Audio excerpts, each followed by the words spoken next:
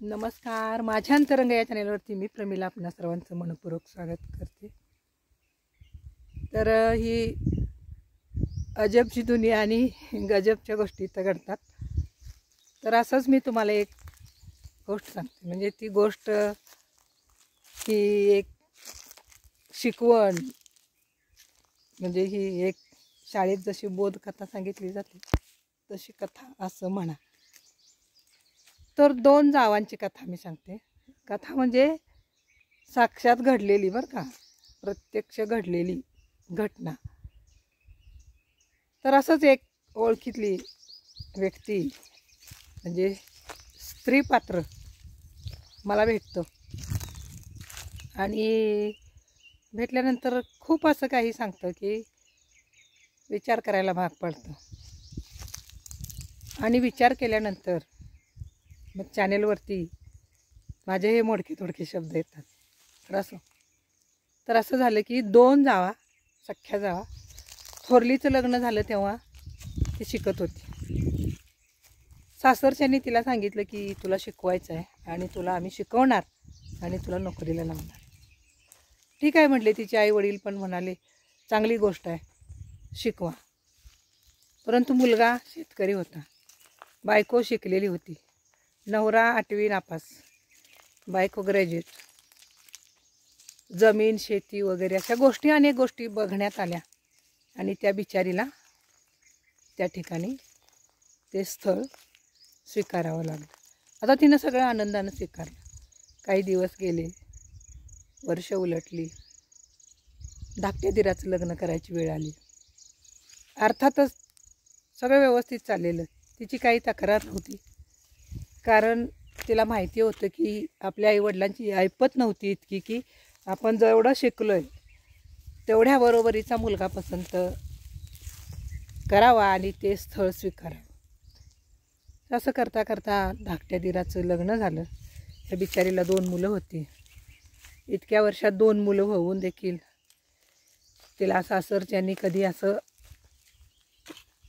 एक साधा रुमाल जरी म्हटला तरी आणून दिला नव्हता। परंतु जेव्हा धाकट्या दिराचं लग्न झालं, त्याची बायको शिकलेली होती, परंतु धाकटा दीर शिकलेला होता। त्यानं काय केलं, आपल्या बायकोला देखील एका खाजगी बँकेत नोकरी लावली आणि ती दोघं गाडीवरून रोज नोकरीच्या ठिकाणी जात होती। आता थोरलीला ही गोष्ट खटकली, परंतु तिला काही बोलता येत नव्हतं।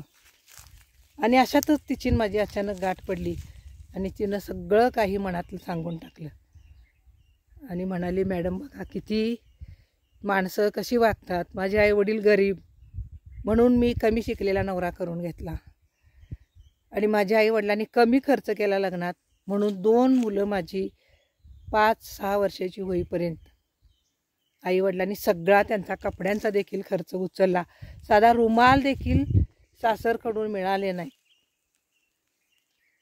मग तिला खूप वाईट वाटलं, ती रडायला लागली। म्हटली मी ग्रॅज्युएट होऊन देखील माझं नशीब किती वाईट आहे बघा। आणि धाकट्या जावेला मात्र तिच्या नवऱ्यानं लगेच घराबाहेर काढली, ना कुठलं शेतीवाडीचं काम सांगितलं। शेतीवाडीत काम करायला पण म्हणाली माझी हरकत नाही, परंतु मला जी दुय्यम वागणूक दिली आणि जेव्हा धाकट्या दिराचं लग्न झालं तेव्हा त्याच्या बायकोला चांगल्या प्रकारची वागणूक दिली, ही गोष्ट माझ्या मनाला कुठेतरी खटकली आणि ही गोष्ट आजही माझ्या मनात घर करून आहे।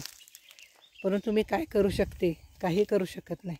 म्हटलं तुला काय वाटतं आता, तू तुझ्या भाषेत तुझं लॉजिक सांग म्हटलं। तर म्हणाली कशी, काय लॉजिक सांगू आता। म्हणाली एकदा वेळ निघून गेली, विचार करण्याची संधी निघून गेली आणि जर तुम्हाला योग्य ठिकाण, योग्य व्यक्ती, योग्य संधी नाही मिळाली तर तुमच्या आयुष्याचं पोतेर झाल्याशिवाय राहत नाही। अर्थातच आज तिची जाव नोकरी करते, आता ती काय करू शकणार, तिला करायची होती नोकरी, तिने केली।